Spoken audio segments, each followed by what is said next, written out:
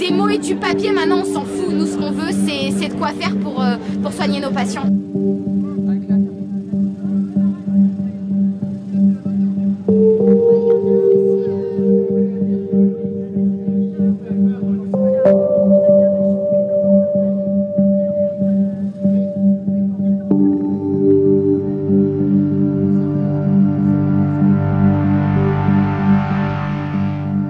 Là, la situation devient critique.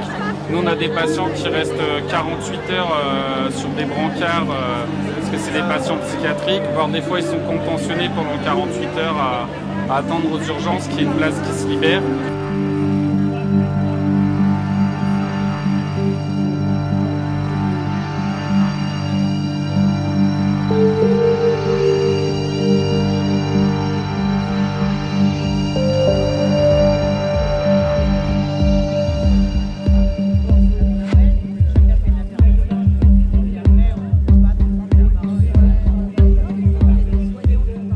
Il faut arrêter avec ces missions flash qui sont mission sur mission et nous on veut du concret. Et là, c'est pas le cas, comme d'habitude. Donc oui, il y a eu des petites choses qui ont été faites, mais pas suffisantes. Mes collègues continuent à partir.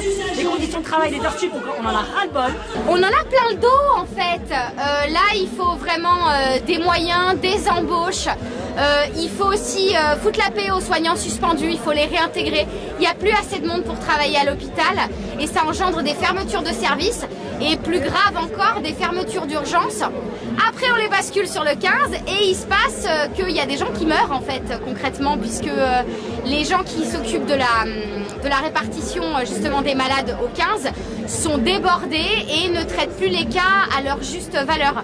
Et c'est là où on voit toute la logique de maltraitance du personnel engendre quoi? Maltraitance des patients. Donc maintenant, ça suffit, il y en a marre. Chaque fois que le président arrive dans un hôpital, il dit « je suis là », mais après il part, il fait rien. Donc une nouvelle fois, nous faire croire qu'il faut réfléchir au diagnostic, il est temps de soigner l'hôpital public et on sait comment le soigner. Il faut qu'ils prennent des décisions. Il y a deux priorités. La première, c'est stabiliser les personnels qui sont encore là, qui ne sont pas partis, donc qui font quand même l'honneur du service public hospitalier.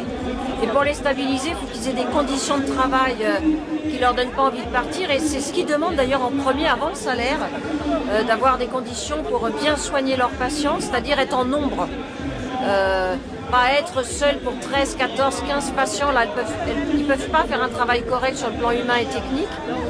La deuxième chose urgente, c'est d'augmenter les salaires des personnels qui travaillent de nuit et les salaires du week-end.